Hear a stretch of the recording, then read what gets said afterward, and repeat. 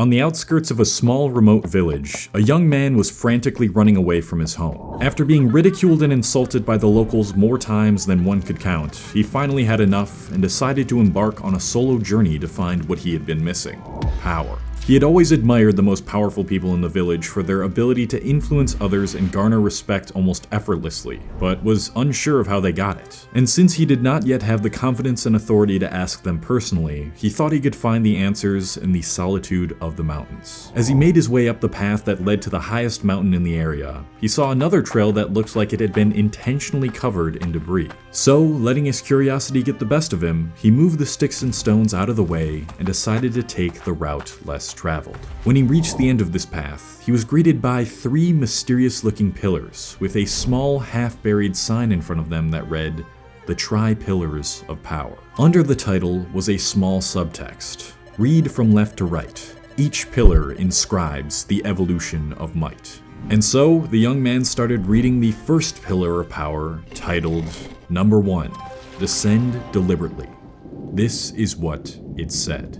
One cannot know oneself without having first ventured into the abyss of the psyche.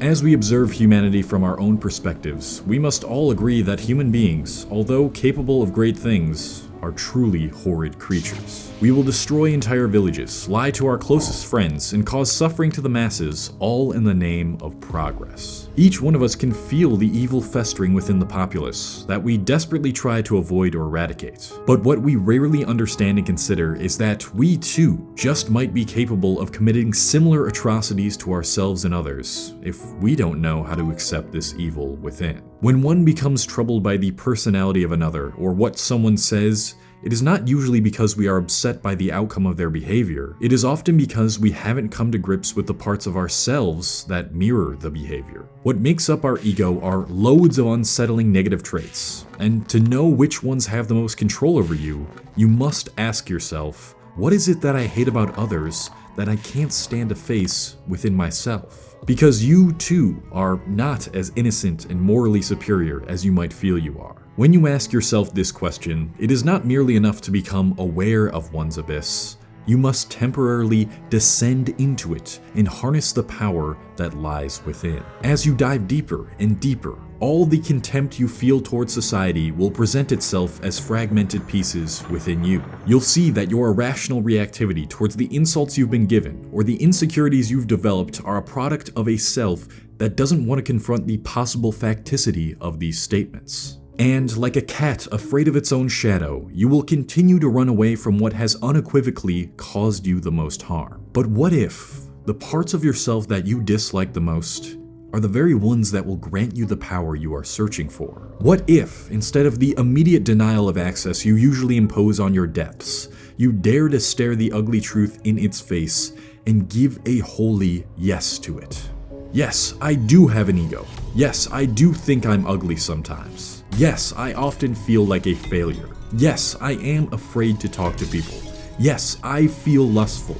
Yes, I cry and scream when I'm alone. Who was it that taught you that these were supposed to be avoided at all costs? Perhaps it was a parent, a friend, or a result of continuous exposure to a certain ideology. But where it came from matters much less than your complete and total acceptance of it. One's first intuition of exposing the darkness might be that you will turn into an unrecognizable monster. But this is why we must find ways to healthily deal with these bleak truths about our own humanity in a way that will mitigate its effects to other humans. As stated, the descent into the abyss mustn't be a permanent trip. Its exposure should be timely so as to fully understand it without it being the defining characteristic of your actions. And once you have ascended from the depths, you will find that any crude remark, insult, or tragic incident directed at you no longer has any power over you. Because you've already done the work to know that those who direct these things have not yet fully come to accept these things within themselves. And by giving their reaction no reciprocation, it ceases to alter your mood.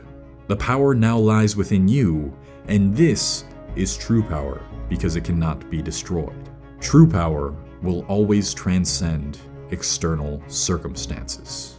As the young man finished reading the first pillar, he felt a weight lift off his shoulders. It represented the burden of guilt and depression he had accumulated over the years, but had never fully accepted until now. He He was now ready to integrate those parts of himself and use them as fuel to enhance the output of his power. Before he moved over to pillar number 2, he noticed a clean shirt on the ground. It was made of a stretchy fit and most likely had the material to keep one dry even during the most rigorous of exercises. That shirt was the tech t-shirt from today's sponsor, Insider Clothing. Alright, let's be real, this would not be part of the story had Insider Clothing not been sponsoring this video, but something I haven't talked to you guys about at all really is clothing. The right clothing in the right setting can enhance your feelings of confidence and power to almost the same degree that doing the internal work can, and I especially experienced this when I started to invest in my own wardrobe. The Insider Tech t-shirt is the best t-shirt for working out in that I've ever owned. It's extremely breathable and won't leave you looking like a sweaty monster like how traditional t-shirts absorb sweat and keep you feeling sticky. In fact, it's what I'm wearing in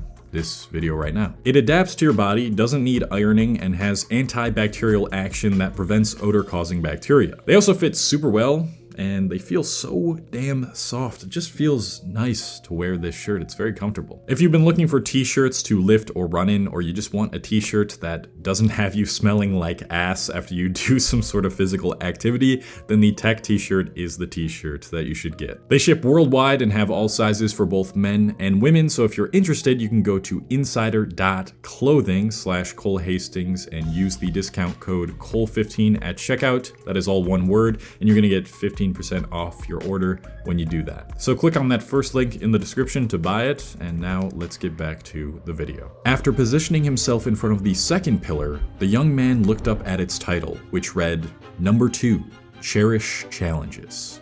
This is what it said.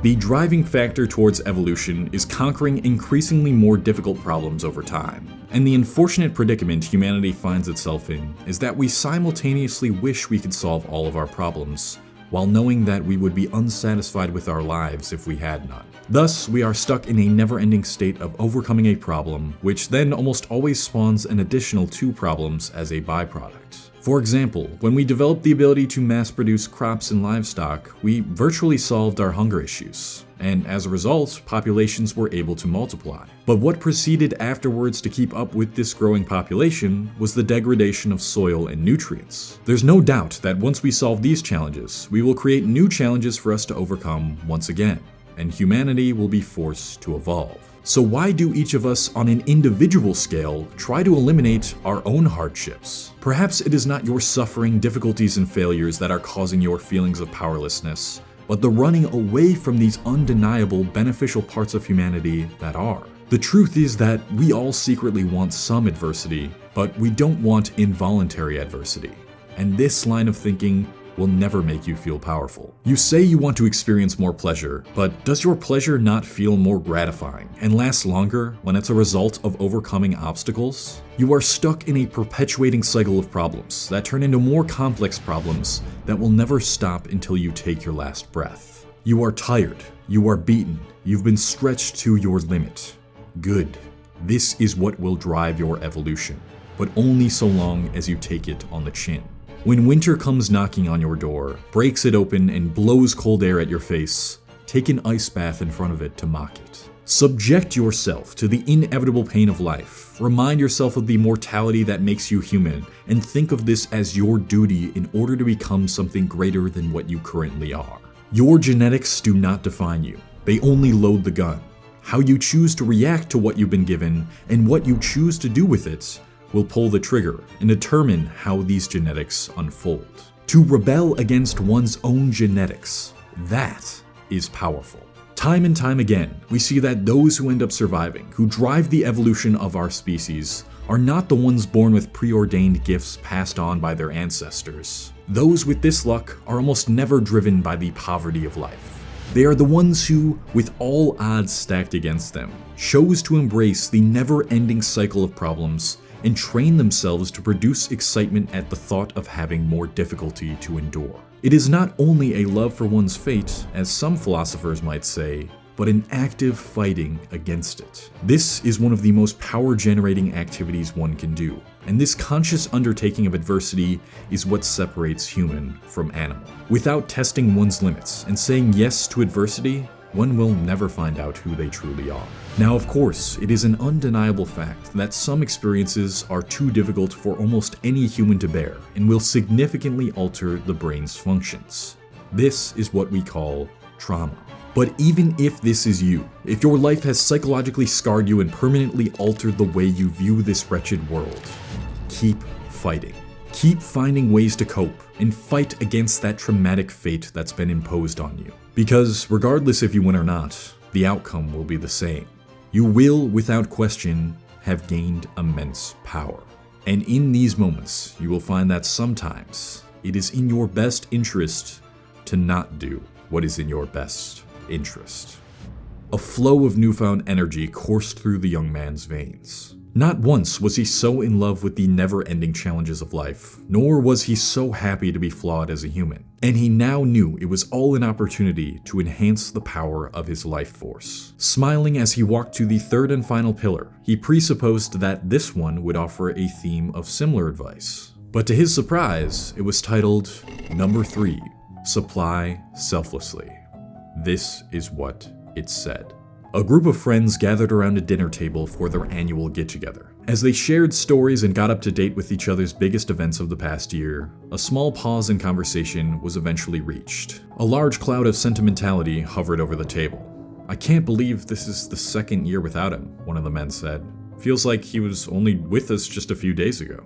The man they were referring to was one who had usually occupied one of the end seats at the table, their elderly friend and father figure, Robert. Although the passing of someone who had such an important place in their lives should have been a cause for sadness, not a single person had a sullen face. If anything, bringing up his name only lightened up the mood even further. They recounted stories of when Robert had to come pick them up from the tavern on horseback when they had no other option to get home. Of times when he would make sure they were all safe during the village raids and protect them with his body, and when he would dish out his words of wisdom at this very dinner table. At one of his last appearances at this annual dinner, he gave a speech late into the get-together on the importance of cherishing the friendships they had fortified. He said to them, "Over the years, you'll gain some friends and you'll lose some friends. You'll have friends that move away that you'll never see again, or you'll never hear from them again and you won't know why. What you've all got here is special, so never take it for granted until the day you die." One of the men recalled several other men starting to tear up during his speech. That is powerful. To have an entire group of people talking about you in their most sentimental and heartwarming moments during an annual tradition is a sign of immense power. You don't need to accumulate an absurd amount of money. Robert was never someone with obscene wealth. You don't need to impose your will onto other people to demonstrate your power. Robert was always thinking about the needs of others along with his own. You just need to have the ability to create memories in other people's minds. The biggest misconception about power is that it's only acquired when one dominates over others. But this is not power at all. Truly powerful people do not feel like they need to impose their will on those less powerful than them. Because the very act of trying to constantly power over others implies that your power is at a threat of being taken away. But as stated on the first pillar, eternal power is one that transcends external circumstances. People seldom remember you for your accolades, achievements, and wealth. They remember you for how you made them feel. To have power over others, in the least intrusive way, is to occupy their mind long after you're gone. That is the difference between gaining power in your soul as opposed to gaining power in your ego. And you can only do that if you've done positive things for them that they'll never forget. Selflessly giving value implies you've worked hard on yourself to guarantee your own security. In other words, you've already done the selfish work needed to have the resources and time to give relentlessly. So if you feel powerless right now, it's likely because you are either too young or you haven't accumulated enough self-confidence, self-actualization, and love of one's flawed human experience to no longer have to focus so intensely on your own survival. But regardless of where you're at, you can start to provide some sort of value and positive influence to people, no matter how small the gestures might seem. With this approach of gaining power, there will no doubt be people who try to take advantage of your kindness. And that is why it is important to remember to never lose the self-respect needed to say no when necessary, while at the same time, not only doing nice things for people because you expect something in return. But eventually, it will get to the point where your cup will be so full